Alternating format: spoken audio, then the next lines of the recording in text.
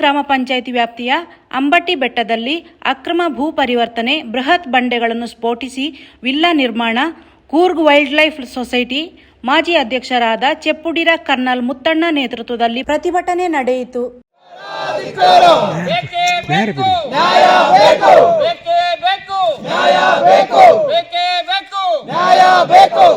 ಎಲ್ಲಿಯವರೆಗೆ ಹೋರಾಟ?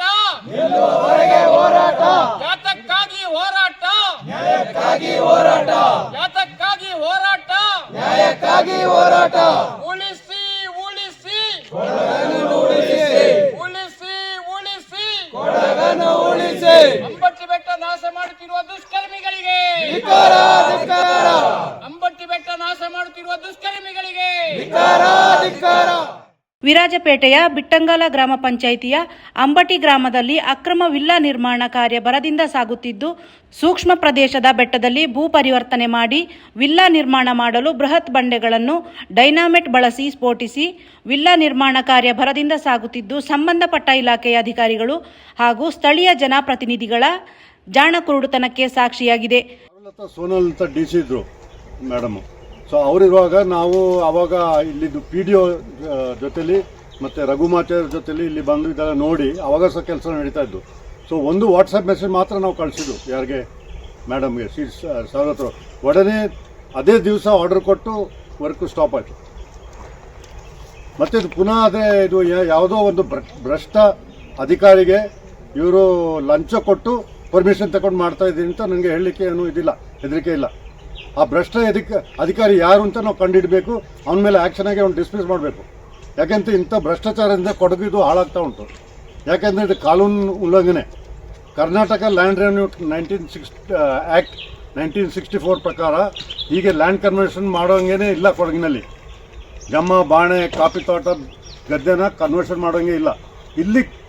ಇಲ್ಲಿ ಎಷ್ಟೋ ನೂರಾರು ಸೈಟು, ಅಲ್ಲಿ ಒಂದು 19 ಲಕ್ಸರಿ ವಿಲ್ಲಾ, ಒಂದೊಂದು ವಿಲ್ಲಾ 1,33,00,000ಕ್ಕೆ ಹೋಗ್ತದೆ. ಈ ಹಣದ ಆಶೆಗೆ ಇವ್ರು ಏನು ಮಾಡಿಬಿಡ್ತಾರೆ, ಯಾರನ್ನೂ ಬೇಕಾದರೆ ಮಾಡಿಬಿಡ್ತಾರೆ. ಇದೊಂದು ಪ್ರಾಜೆಕ್ಟ್ ನಿಲ್ಲಿಸಬೇಕು, ಮತ್ತು ಬೇರೆ ಎಲ್ಲಿ ಪ್ರಾಜೆಕ್ಟ್ ಹಾಕಿ ನಾವು ಹೋರಾಟ ಮಾಡಿ ನಿಲ್ಲಿಸ್ತೀವಿ ಖಂಡಿತ. ಈ ಸಂದರ್ಭದಲ್ಲಿ ಮಾತನಾಡಿದ ಕರ್ನಲ್ ಮುತ್ತಣ್ಣನವರು, ಅಂಬಟಿ ಬೆಟ್ಟದಲ್ಲಿ ಹಲವಾರು ವಿಲ್ಲಾಗಳ ನಿರ್ಮಾಣ ಕಾರ್ಯ ಸಾಗುತ್ತಿದ್ದು, ಮುಂದೆ ಇಲ್ಲಿ ಬೆಟ್ಟ ಕುಸಿದು ಅಪಾರ ಆಸ್ತಿಪಾಸ್ತಿ ಹಾನಿಯಾಗುವ ಸಂಭವ ಇದ್ದು, ಸ್ಥಳೀಯ ನಿವಾಸಿಗಳು ತೀವ್ರ ಆತಂಕದಲ್ಲಿದ್ದಾರೆ. ಕೂಡಲೇ ಜಿಲ್ಲಾಡಳಿತ ಸೂಕ್ತ ಕ್ರಮ ಕೈಗೊಳ್ಳದಿದ್ದರೆ ಕಾನೂನು ಹೋರಾಟದ ಮೂಲಕ ಹೋರಾಟ ಮಾಡುತ್ತೇವೆ ಎಂದು ಎಚ್ಚರಿಕೆ ನೀಡಿದರು. ಯಾಕಂದರೆ ಆಲ್ರೆಡಿ ನಮಗೆ ಕರ್ನಾಟಕ ಹೈಕೋರ್ಟಿಂದ ಈ ಫೇವರೇಬಲ್ ಆರ್ಡರ್ ಸಿಕ್ಕಿದೆ. ಇದು ಈ ಕರ್ನಾಟಕ ಲ್ಯಾಂಡ್ ರೆವೆನ್ಯೂ ಆ್ಯಕ್ಟ್ ಉಲ್ಲಂಘನೆ ಆಗ್ತಾ ಉಂಟು, ಅದು ನಿಲ್ಲಬೇಕು ಅಂತ ಕೊಡಗಿನಲ್ಲಿ. ಇದು ಬೇಸಿಕಲಿ ಇದು ಬೆಟ್ಟ ಇದೆ.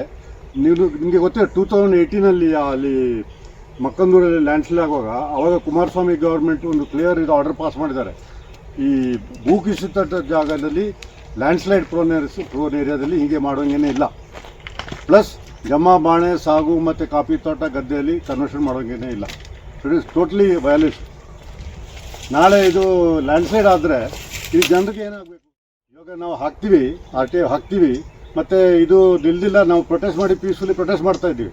ಇಲ್ದೋದ್ರೆ ವಿಲ್ ಗೋ ಟು ಕೋರ್ಟ್ಗೆ ಹೋಗಿ will ask for action against concern officer given the permission. ಜಬ್ಬೂಮಿ ಟ್ರಸ್ಟ್ ಸಂಚಾಲಕರಾದ ಚೋಟೆಯಕ್ಮಾಡ ರಾಜೀವ್ ಬೋಪಯ್ಯ ಮಾತನಾಡಿ, ಕೊಡಗು ಜಿಲ್ಲಾಧಿಕಾರಿಗಳಿಗೆ ನಾವು ಮನವಿ ನೀಡಿ ಕ್ರಮ ತೆಗೆದುಕೊಳ್ಳುವ ಬದಲು ಈ ರೀತಿಯ ಅಕ್ರಮ ಚಟುವಟಿಕೆಗಳಿಗೆ ಸ್ವಯಂ ಪ್ರೇರಿತ ದೂರು ದಾಖಲು ಮಾಡಲು ಆಗುವುದಿಲ್ಲವೇ?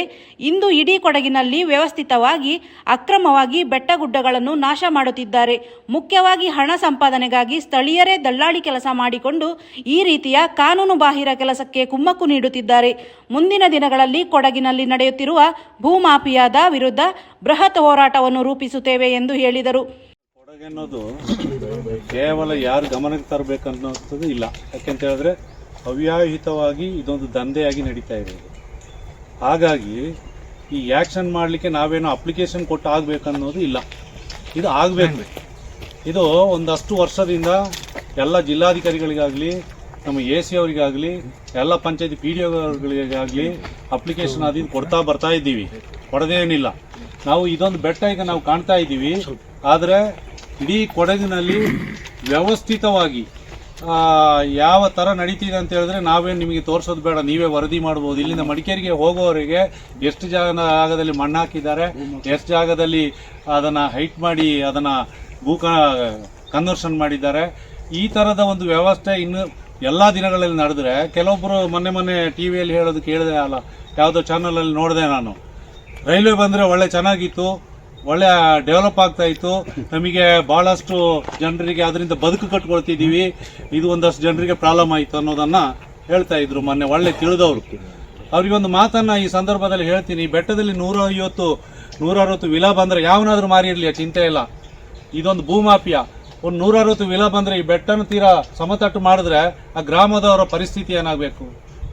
ಈಗ ಟ್ರೈನ್ದಾಗಲೇ ಹೇಳಿದೆ, ಟ್ರೈನ್ ಬಂದಾಗ ಒಂದಷ್ಟು ಜನರು ಎಲ್ಲಿಂದ ಬಂದು ಬಾಡಿಗೆ ಮನೆ ಮಾಡಿ ಇಲ್ಲಿ ಚಾಯ ಮಾರಿ ಇನ್ನೊಂದು ಮಾಡಿ ಏನೋ ಒಂದು ಬದುಕು ಕಟ್ಕೊಳ್ತಾನೆ.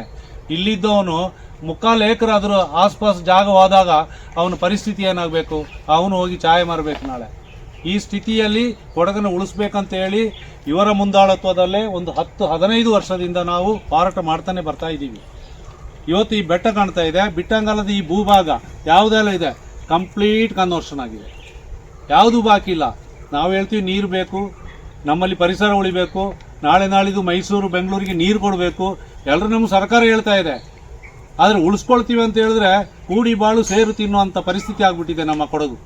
ಈ ಸಂದರ್ಭದಲ್ಲಿ ಸಮಾಜ ಸೇವಕ ಮಾಳೆಟಿರ ಶ್ರೀನಿವಾಸ್, ನಾಗರಿಕ ಸಮಿತಿ ಮತ್ತು ಸಾಮಾಜಿಕ ಕಾರ್ಯಕರ್ತರ ಸಹ ಸಂಚಾಲಕ ಮಾಳೆಟಿರ ಕಾಳಯ್ಯ, ಯಶವಂತ್ ಕಾಳಪ್ಪ, ಚೆಟ್ಟೋಳಿರ ಶರತ್ ಸೋಮಣ್ಣ, ದಲಿತ ಮುಖಂಡರಾದ HB ಸತೀಶ್ ಹಾಗೂ ಪರಿಸರ ಪ್ರೇಮಿಗಳು ಮತ್ತು ಸ್ಥಳೀಯರು ಹಾಜರಿದ್ದರು.